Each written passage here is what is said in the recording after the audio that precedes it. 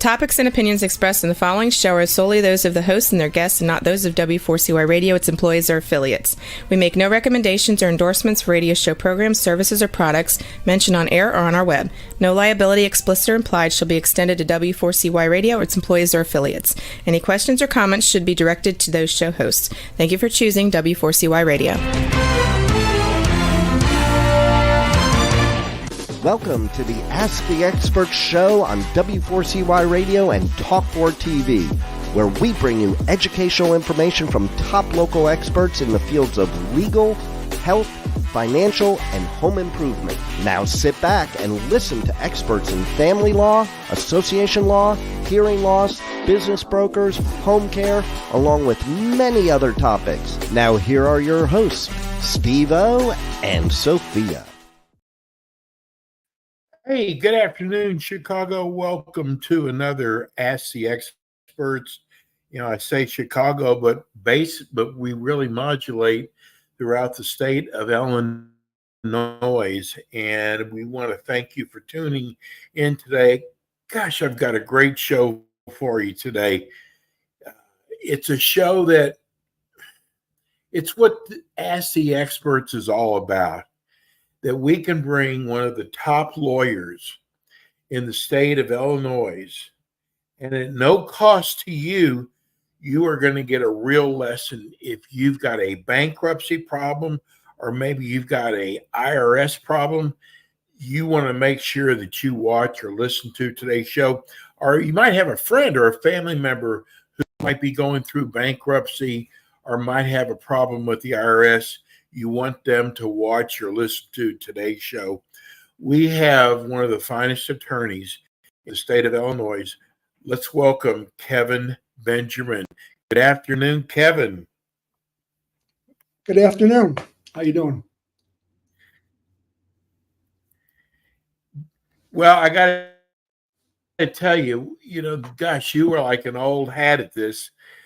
This is your second year going into doing the shows with us, and you put on such a great show, Kevin.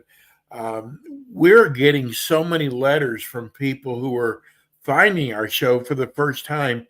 Would you mind introducing yourself and your firm? Okay, I'm Kevin Benjamin with Benjamin Legal Services. We are a smaller boutique-style consumer protection firm. Do a lot of bankruptcy practice, tax resolution, foreclosure defense. Most of our clients are consumers. We do businesses as well, but basically we help people get out of debt or restructure their debt, eliminate the debt, keep your property, restructure your debt. And if you got a problem with the IRS or state of Illinois or other taxing agencies, we can help you outside of bankruptcy, restructure those debts, resolve the IRS situation, offering compromise programs, installment agreements, currently non-collectible status, effective tax administration, all kinds of different programs. So you may not need bankruptcy if you got a tax issue. And then sometimes taxes can be discharged in bankruptcy too. So maybe you want to consider that. So otherwise, you may not even have a tax issue. We can eliminate debt or stop foreclosure, save your home, stuff like that. Kevin, what's so great about what you do is when a potential client comes to your office or calls you, they have got the weight of the world on their back, whether it's a bankruptcy problem or it's a tax problem. And you've got so many ways to help a client out, don't you? Absolutely. There's a lot of tax resolution firms. We have a law firm, Benjamin Legal Services. We have a tax resolution business, Noble Tax Relief. It's the same, basically. I mean, Noble Tax Relief is simply tax resolution only, where the law firm is tax resolution and bankruptcy, foreclosure defense, and other litigation, stuff like that. So basically, but not a lot of tax professionals have the background that I have, where they could, I belong to the U.S. tax board. Bankruptcy. Show. Yeah. So right now we're doing bankruptcy. So a lot of people don't even know, like I said, we're gonna. What happened? Can you hear me? There's all Kevin. There's all different areas of bankruptcy um, that people don't. In Chapter 11, 13. Can you go over the different chapters? Sure. Well, what most people are not doing is Chapter 9 is for governments, Chapter 12 is for farmers, Chapter 15 is like international cross borders. Chapter 11 is usually a corporation restructuring debt, or an individual is more complicated. There's debt limits, or there's different reasons. Maybe an individual can do a Chapter 11, but it's basically was not usually for Chapter 11 corporations. Then there's a small business Chapter 11. There's what they call the sub 5 Chapter 11. There's single asset real estate Chapter 11. So all kinds of different things. Generally speaking, a person does a Chapter 7 or a Chapter 13. So a Chapter 13 is like a corporation would do a Chapter 11. It's a simpler, more streamlined, more affordable personal restructuring of debt. Think of it like a court-ordered bill consolidation, but you're paying your unsecured creditors almost always at 0%. Chapter 7 is like a straight bankruptcy. When someone says, I'm getting out of debt filing bankruptcy, you got to qualify income-wise or type of debt. So you can get exempt from the income qualification.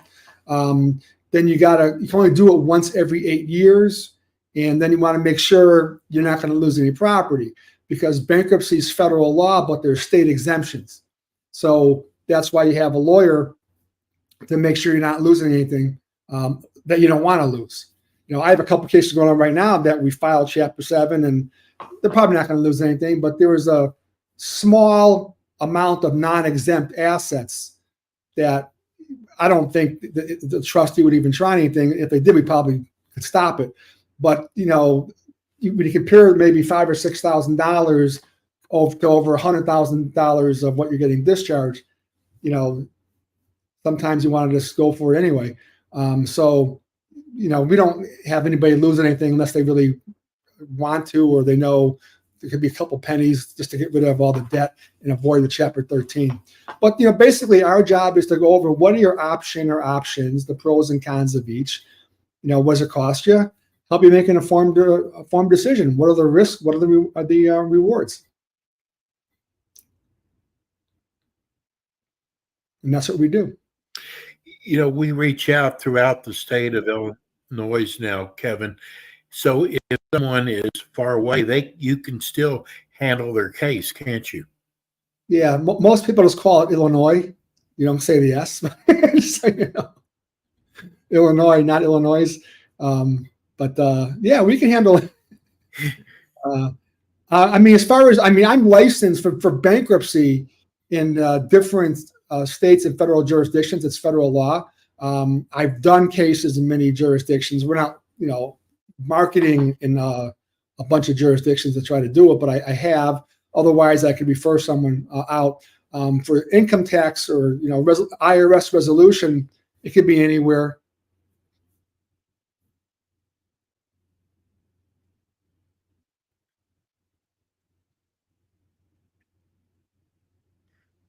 Kevin, what happens to tax liens when you file Chapter 7 bankruptcy? Well, it depends if the tax lien was there before you filed. So if the IRS, for example, has a tax lien on you, when you file, the tax lien actually survives the bankruptcy. They won't try to collect if the debt is dischargeable. Now, it's another issue. We can talk about that in a second, or even on the next show. But if a tax lien is not filed before you file the bankruptcy, they cannot file the lien after you're filing the case, during the case.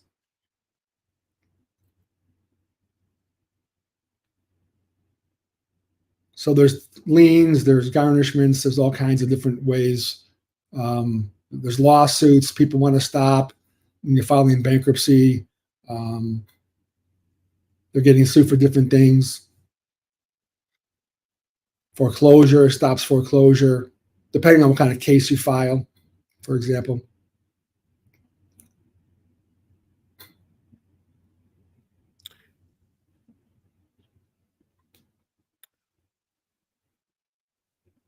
what about bankruptcy? Can bankruptcy stop wage garnishments or wage assignments?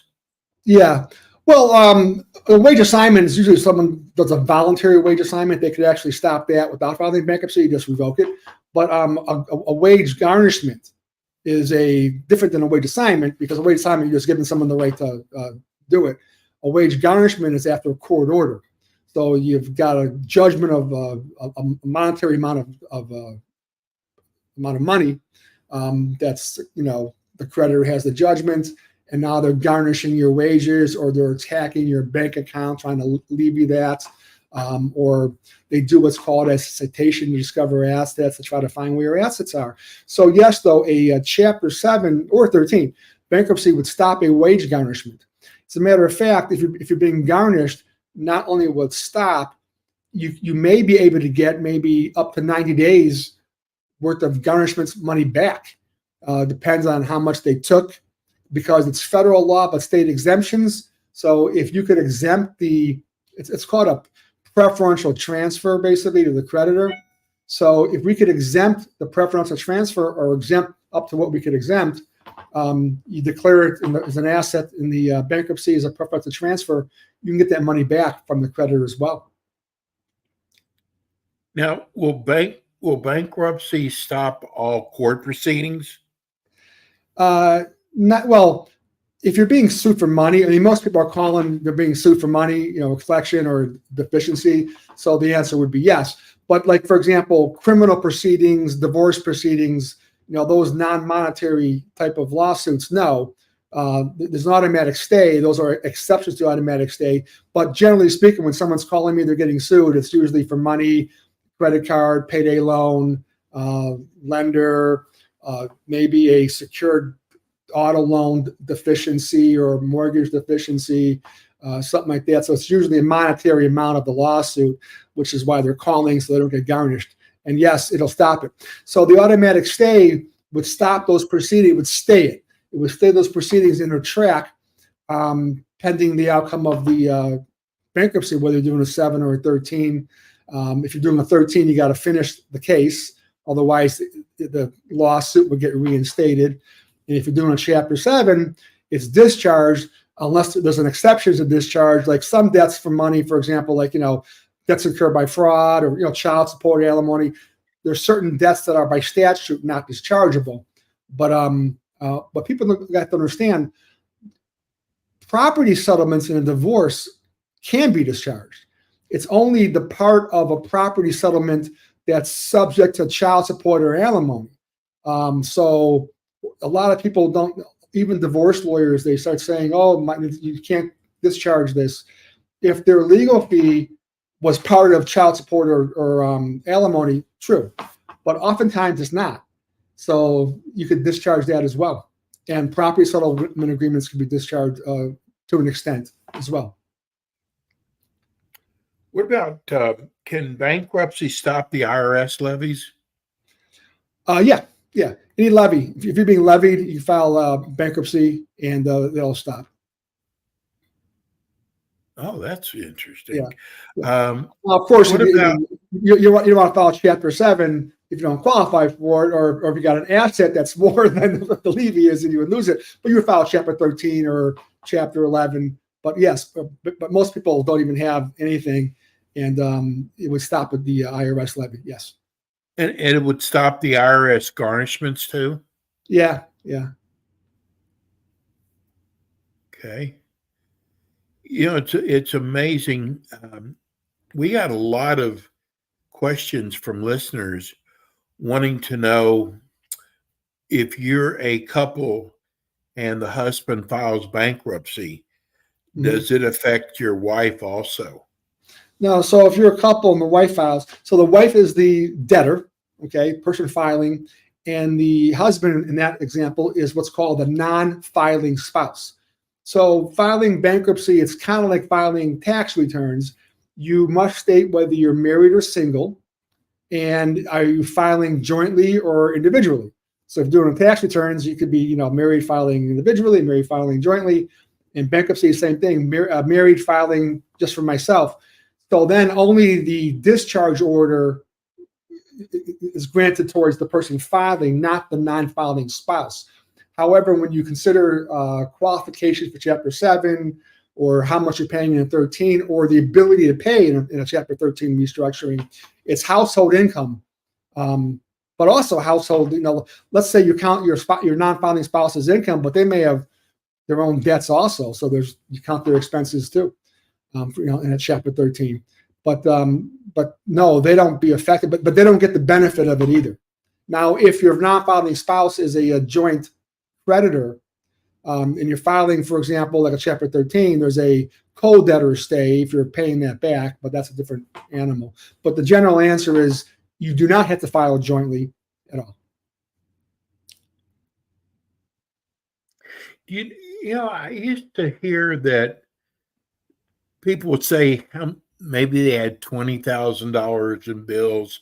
I'm giving you low amounts, and you'll see why. But or they had 15,000, and people would tell them that's too low of amount to file for bankruptcy. Yeah, the famous your people, clients? the famous friends and neighbors and cousin or someone who knew someone from 20 years. It's all relative. You know what I'm saying? Like I had someone just this week, we're talking about it. They thought they owed 12,000, which is kind of low. Turns out it's only 7,000, but they had a bunch of traffic tickets with the city of Chicago. And someone was telling her this to file bankruptcy. And I let her know the traffic tickets in Chapter 7 are not necessarily dischargeable. Like in Chicago, now they kind of changed that if it's more than 3 years old. But that's why you have a lawyer to tell you what's dischargeable and what's not. But there's what's called a super discharge. If you file Chapter 13, you can't discharge, for example, parking tickets, paying them pennies. So it's just kind of strange. But it's all relative to your situation. Why is someone even calling me? They have $7,000 or $10,000 because, in this situation, they're hardly making anything, and they don't want to be garnished because $10,000 to one person is $100, grand to another. Someone owing $25,000 or $30,000 could be a drop in the bucket to somebody else. But also consider these credit cards or these payday loans. You get 20, 25% interest on the credit cards, maybe 30. Payday loans could be 100%. I mean, some of these debt it's not just the amount, it's the astronomical interest in payments. And then even when you're making payments, you're paying $500, $600, $800 a month, and your debt's going up because you're not even covering interest payments. And then someone's going to garnish you, or maybe you're, got kids. I mean, you can't afford it. So there's no limit. There's no limit. I would just talk to the person and say, if you have a way around it, I'll give you the advice. But there's no minimum to file. But most people don't file for small amounts.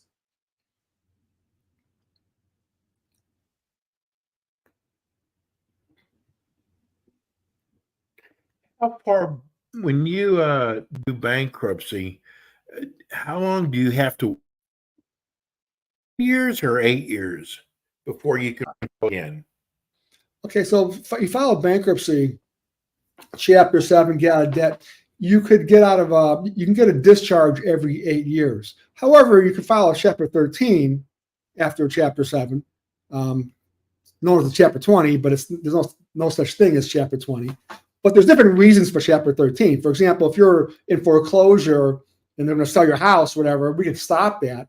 But you're not going to do a Chapter 7 to stop. You're going to do a 13. You're going to cure and maintain the mortgage. Where in a foreclosure case, the lender's telling you, you got to give me the $50,000 you're behind or $10,000 you're behind up front. That's not true. I can get you 60 months at no interest on the arrearage. And then you maintain the current mortgage payment that in foreclosure, like in Illinois, for example, they won't take your current payment. That's you'd be paying the principal, interest, taxes, and insurance on. But the arrearage, 60 months, no interest, and that's it. So no problem at all.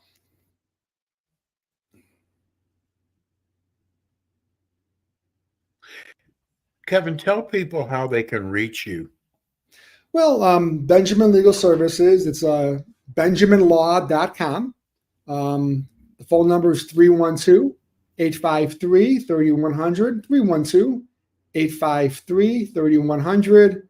You could email us at attorneys, plural, attorneys at benjaminlaw.com or Kevin at benjaminlaw.com. But just call 312-853-3100 or just go to the website, benjaminlaw.com, and all the information is there. And there's even on the website, you could actually just fill out your name and number and contact information, and I'll get a notification and we could contact you. I could send you a Calendly link. Someone could get on my calendar. Calendly, if you're familiar with that, calendly.com/Kevin Benjamin.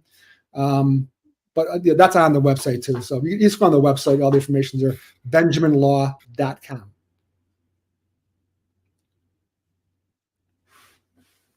I want to move over to tax relief. And I love the word relief because I know after they are relieved, it's another heavy burden when the IRS is coming after you, isn't it? Yeah, the IRS is a very powerful, intimidating, major, big machine that's coming after you with all the tools and power of the government. So yeah, it's very, very intense for a lot of people because they have a lot more tools than a regular collector would have.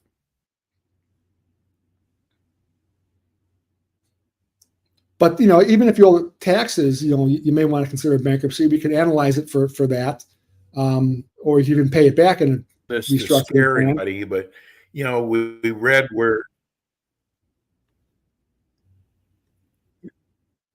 I couldn't hear you.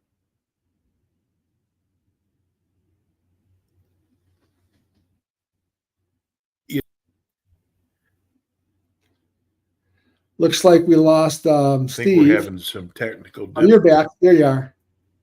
No, I'm here. I see it. What's the question? No, I understand they've hired 80,000 new agents.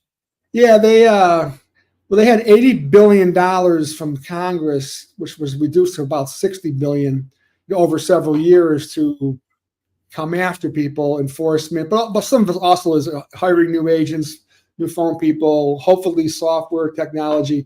But they're hiring a lot more new agents. And also all the COVID relief, all the breaks they put on collection, that's gone as of January 1st, 2024. They're coming after you now with tax liens, levies, collection activity. They're coming hard. They hired a lot more people, which is good and bad.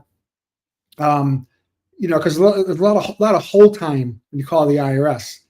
And so they have new agents, but they're new. They don't know a lot of stuff, so sometimes it's really not so easy to deal with because they don't know the Internal Revenue Manual. They don't know the rules. They don't know what can be done. I'm saying. So that makes your job much harder. Depends who it is. Yeah. Yesterday, I have a client owes $1 million and, they hired one of the national companies to handle it, which of course they didn't do anything. And, but I know there's different collection areas of the IRS. There's the ACS, automated collection systems. You can be a revenue agent or officer. You could be in, different phases, right? And I know where it's supposed to be, and we're taking over, and we have to present a resolution, and I can't get I got the transcripts and stuff from the IRS, but I was just trying to figure out who the officer was because there had to be one, right? So the Optima didn't give him anything. My client didn't really know anything. From the IRS file, it didn't look like it's a sign, but it can't be. So I'm calling the IRS, and they don't know what's going on. So they're like, oh, wait a second. No, you're an automatic collection. It's $1 million, so I know I'm not. You know what I'm saying? Well, it actually was, but he's not supposed to be because they can't do anything. You know what I'm saying? And then they're like, oh, no, you're in special circumstances. Okay, great. Give me that. Transfer me over there. Hello. Why are you calling? Because I'm in special. Oh, no, your client's not. Well, I was just told they were. Well, hold on, maybe they are. And then it's like, okay, maybe they are. You're supposed to have a revenue officer. I say, yeah, I know. That's why I'm calling.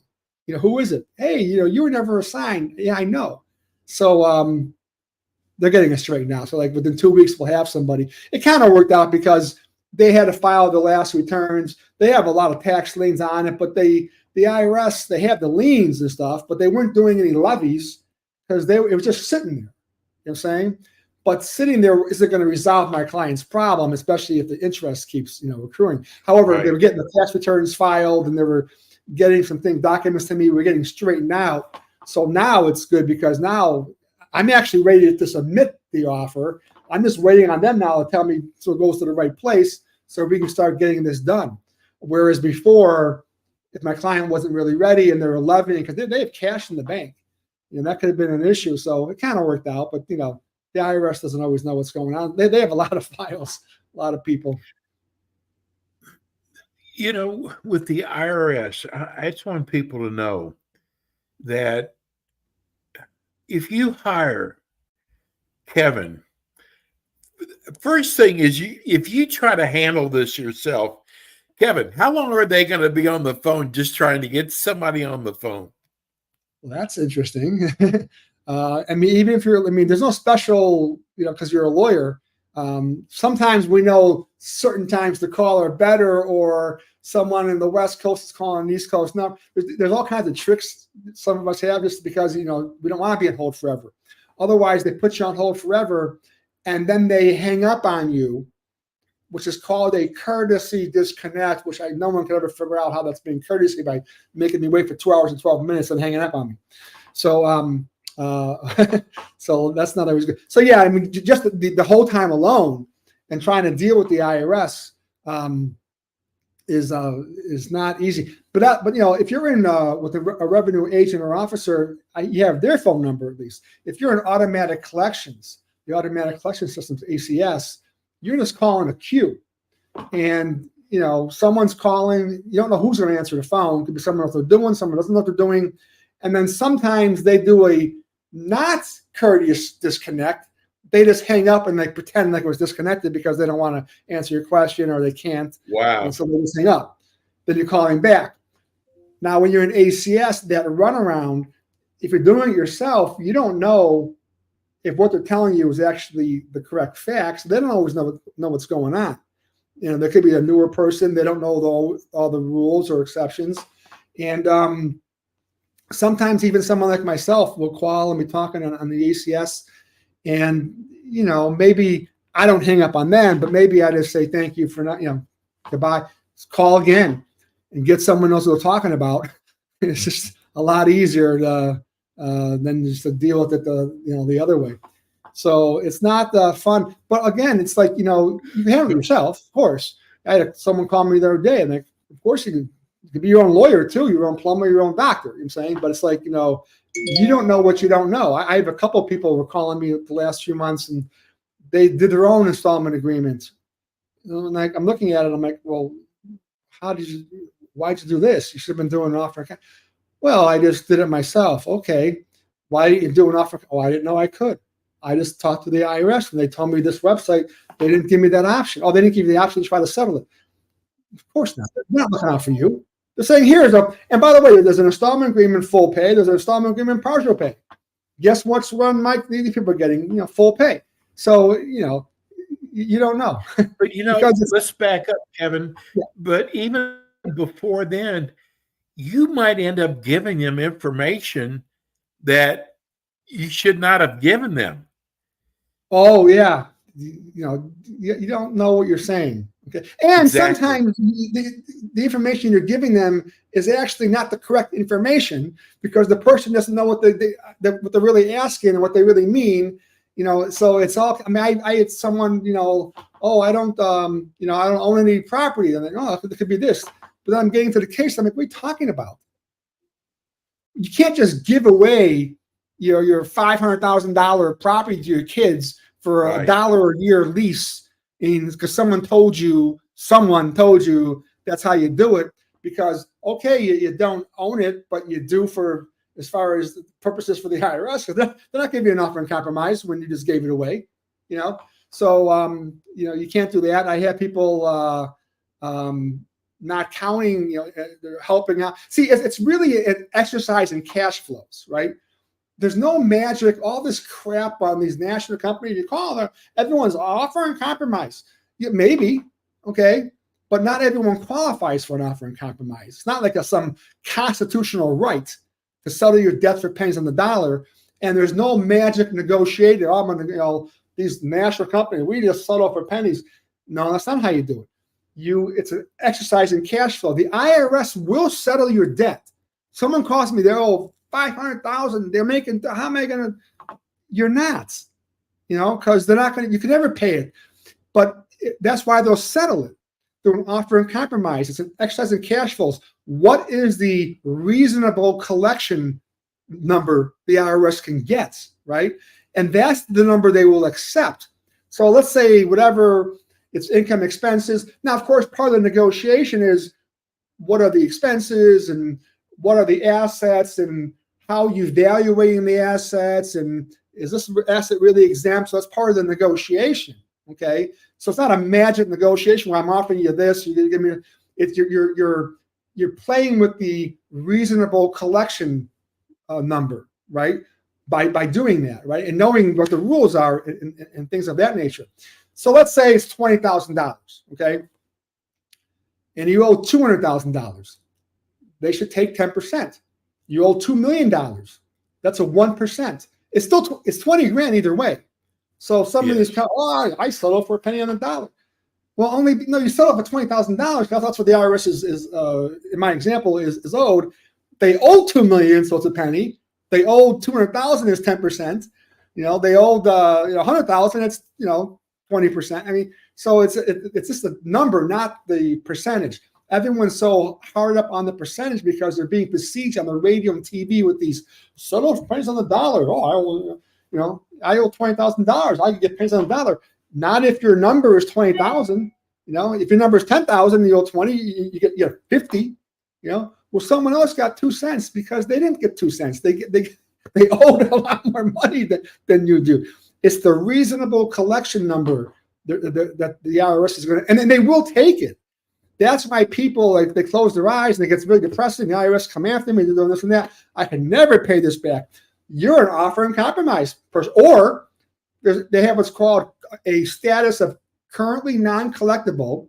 You can get it for 2 years of them backing off. Okay? Or effective tax administration. Okay, it's just not conscionable given your circumstances for the IRS to try to collect. Okay, so then you can get that, right? I had someone calling me trying to get that a month or so ago. On their own, right? They're talking to me. Well, actually, they had a lawyer friend, and they referred to me. But I told her it's like at first it sounded like wow, but then it's like, well, wait a second, you're not an effective tax administration because you actually do have income somewhere else on the properties, and you do have equity in here. So it's not just a matter of nothing, It's a matter, but we can't settle for a lot less than what you thought, given them the numbers they were talking about. But everyone thinks they have a right because they talked to their friend or something. They knew someone who settled. It's just business. It's a negotiation, but it's not like you're negotiating a player NFL contract where you're just like giving numbers and I'm taking my guy over here and we'll go play for him. We got a better offer. There's no better offer. You're talking to the IRS. I'm trying to get you the better offer by showing the numbers. Okay, there's not a reasonable collection. The IRS is 20 grand. And I'm showing 12, right? In whatever example I'm showing. So now we're $8,000 off. But why? Well, maybe they have a real estate, but the IRS has it valued over here. But that's not what the value is because I'm local and I got a recent appraisal. I'm saying, and there's a certain percentage they will take off because it's a fast liquidate. You're not liquidating it, but they IRS would even say, if we were going to liquidate it, basically. So there's a number, but you got to have the full number to get the bigger discount. And then maybe there's also liens, or is there exempt money that doesn't have to count in the formula? Do you have a car payment that you're taking, but the IRS says, well, you only got 2 payments left, so that money goes back in? Well, not really. I may buy another car. You know what I'm saying? So, and then by the way, just because they say yes or no doesn't mean that's how it is. I could talk to the manager, I could talk to the revenue agent, talk to the supervisor, I could do an appeal, collection due process appeal. You go to tax court. I mean, there's all kinds of phases in there. Okay? And to tell you the truth, sometimes it's easier if you get past the first level, because the people doing that, they're just looking at, nope, that's the number. Okay, how about just give me the rejection? I got 30 days. I'll appeal. But now at the appeals, and the appeal is not like a court appeal, like in a regular litigation case where it's like, are you overturning that? The appeal of the IRS is also, okay, what were you saying? And, it's not like, okay, it's they're right or you're wrong, and it goes back to them like an appeals court would send it back to the lower court, They'll say you're right or you're wrong, but how are we resolving this? I'm saying so, and they have more experienced people on that level. What I'm saying is, the Internal Revenue Manual dictates this. The code dictates this. The other person didn't know that, and the more seasoned person would know that. And then you just resolve it. And if that's a good level, then you go different level. Kevin, sometimes their numbers are wrong. Exactly. I mean, they're not looking out for you. They want their money. Okay. They're not your friend. It's so funny. Like, even in a law firm, people are losing their homes. They're calling me to save it. Right. I'm doing it. Well, I just talked to the bank, and they said, they said what? Now they're your friend. It's like, what, are you kidding me? It's like unbelievable. So, I wouldn't call them yourself. I get a professional, because first of all, you don't know what even offering compromise. There's different programs. There's streamlined, non-streamlined. Do you owe less than 25 or 50,000 or under 100 or $1 million? There's different. What documents do you need? Can you get a streamline with no documents, or maybe you're over the streamline number, but hey, I can just pay down a few bucks. Now I'm getting a streamline program. I don't got to show all the other documents, right? And then you could even get into an installment agreement, or, if you don't qualify for something like that, quickly, and they won't levy or garnish you, right? Or lien you because you're doing something, right? Now, so there's all kinds of ways. And then on an installment agreement, there's the full pay, there's the partial pay, and there's the currently non-collectible, the effective tax administration, first-time penalty abatement, which is really, if you've done it for 3 years, can you abate some of the penalties on there, which a lot of times it's a lot of penalties, very similar to a foreclosure where people call me, I don't owe $40,000. Well, with the compound interest and with the attorney fees and costs, maybe you do. It adds up a lot more than people think. But can I get it? Someone they owe $12,000. Someone just called, a small amount, right? I'm looking at it the other day. I'm like, I don't know if you even need. It's a penalty abatement you could try yourself. I could do a form, but so most of that is penalties, and you may qualify for the abatement. And if you do, your only tax would be like in that case is like $3,000. So it's like 25% of what he thought he owed. Saying, so it doesn't really need me in that situation. But they don't know, but it adds up real quick.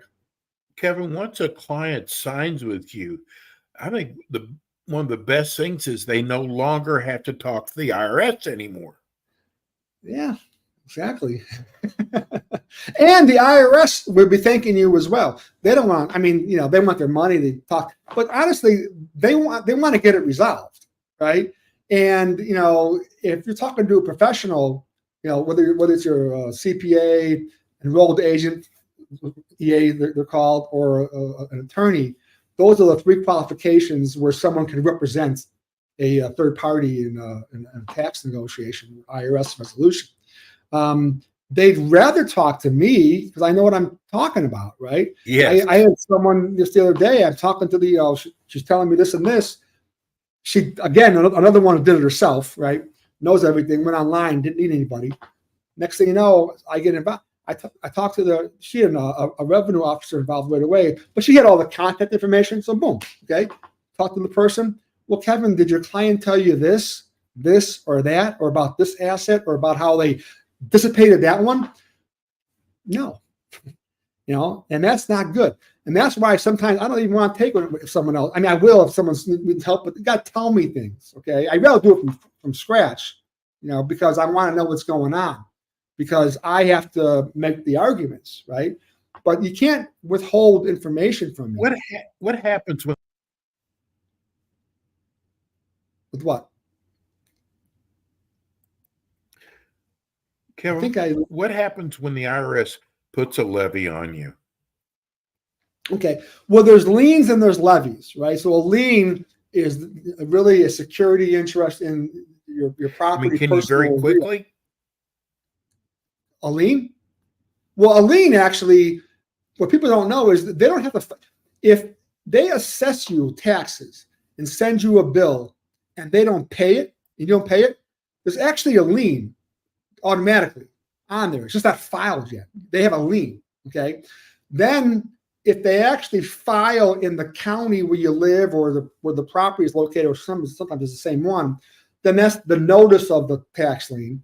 But by the way, before they do that, you get all kinds of letters from the IRS, and it'll say notice or final notice before tax lien. So, and then you have appeal rights too.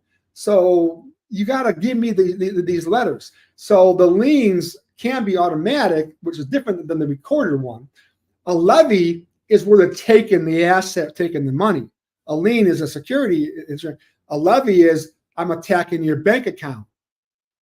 I had someone just 2 days ago, it's a state one. Oh my God, I got a levy there, well, because you owe the money, I'm saying. And so they're just taking it, right? So, and levies, by the way, they could be released, right? And how many times can the IRS levy you? Well, there's a 10-year statute of limitations on collecting the IRS debt. So even if you got it released, they could keep doing it many times. But they won't do it if you get it released and you make a resolution. They're not going to they can't. You know what I'm saying? You're in an installment agreement, or you settled an offer in compromise, or you're currently non-collectible, maybe up to 2 years. So you could resolve it. But if you just, temporarily resolve it and then you have an installment agreement and you don't pay, then they cancel the agreement, or you aren't paying, but now you don't file your returns next year or pay your tax on time, or you're self-employed, you're not doing your quarterly, estimated taxes, they're going to cancel it. You're not compliant. And that really makes your job harder. Yeah, because people think they're smart. The IRS is smart too. You know what I'm saying? So am I, though. You know what I'm saying? And then some clients are smart, but everyone just thinks they're smart. I like the clients that's hey, they screw up, whatever happens. Maybe they were self-employed, or real estate brokers, or independent contractors. They were not always paying their taxes and stuff like that. So it just happens, but it's not criminal. I mean, there is a criminal division of the IRS, but I'm talking about people just owing the money is not criminal. Okay, and again, the amount of debt may be so overwhelming, like, oh, I can never pay this, but that's why you're calling me, because the IRS may settle that, okay? Because if it's really is that situation, that's what the offer and compromise is for, okay? Some people do qualify for that. They really do, you know what I'm saying? Just not like on TV where everyone automatically qualifies, because you don't, I mean, I got one going on right now. I'm going to be paying an installment agreement. I think it's like $15,000 or $18,000. I was telling I was trying to get it down, and my client I was talking to yesterday, he's like, "Oh, that's good," So well, it's okay, But I said, now depending on your financials, which I haven't given the IRS yet. I'm saying I'm estimating that they may want a nice down payment.